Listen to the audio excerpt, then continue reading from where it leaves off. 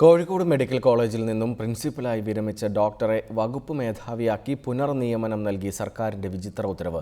മുൻ principal C രവീന്ദ്രനെയാണ് ചട്ടങ്ങൾ ലംഘിച്ച് സർക്കാർ ഫാമിലി മെഡിസിൻ വിഭാഗം തലവനാക്കിയത്. ഉത്തരവിന്റെ പകർപ്പ് റിപ്പോർട്ടറിന് ലഭിച്ചു. Reporter exclusive. സർവീസിൽ നിന്ന് വിരമിച്ച കോഴിക്കോട് മെഡിക്കൽ കോളേജ് മുൻ പ്രിൻസിപ്പൽ സി രവീന്ദ്രനെ ഫാമിലി മെഡിസിൻ വിഭാഗം മേധാവിയാക്കി സർക്കാർ ഇറക്കിയ ഉത്തരവിന്റെ പകർപ്പാണിത്.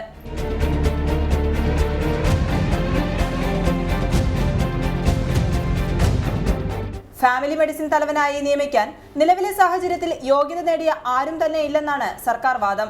ഫാമിലി മെഡിസിനിൽ യോഗ്യത നേടിയവരില്ലെങ്കിൽ മെഡിസിൻ വിഭാഗത്തിൽ നിന്ന് സ്ഥാനക്കയറ്റം നൽകി സർവീസിലുള്ളവരെ തന്നെ നിയമിക്കാവുന്നതാണ്. എന്നാൽ പദവി ഏറ്റെടുക്കാൻ ഡോക്ടർ രവീന്ദ്രൻ സന്നദ്ധത അറിയിച്ചതാണ് നിയമനത്തിന് വഴിയൊരുക്കിയത്. ഈ പോസ്റ്റിൽ നിയമിച്ചതുകൊണ്ട് മറ്റു പലരുടെയും പ്രൊമോഷൻ സാധ്യത ഇല്ലാതായി. പ്രത്യേകിച്ചും പെൻഷൻ പ്രായം 60 വയസ്സ് വരെ ആക്കിയതുകൊണ്ട് ഇപ്പോൾ തന്നെ 5 വർഷം പലരുടെയും പ്രൊമോഷൻ കിട്ടാതെ ബുദ്ധിമുട്ടുന്ന ഈ അവസരത്തിൽ ഇനിയും വിരമിച്ച ഡോക്ടർമാരെ പ്രൊഫസർമാരായി നിയമിച്ചു കഴിഞ്ഞാൽ ഭാവിയിൽ ഇനിയും പല ഡോക്ടർമാർക്കും വേണ്ട രീതിയിൽ പ്രൊമോഷൻ കിട്ടുകയില്ല. നിയമന ചട്ടപ്രകാരമുള്ള അപേക്ഷ ക്ഷണിക്കാതെയും യോഗ്യരായവരെ പരിഗണിക്കാതെയുമാണ് സർക്കാരിന്റെ ഉത്തരവ്. നിയമനത്തിനെതിരെ ശക്തമായ പ്രതിഷേധവുമായി മെഡിക്കൽ കോളേജ് അധ്യാപകരുടെ സംഘടനയും രംഗത്തെത്തിയിട്ടുണ്ട്. രമ്യശ്രീ രാധാകൃഷ്ണൻ, റിപ്പോർട്ടർ, കോഴിക്കോട്.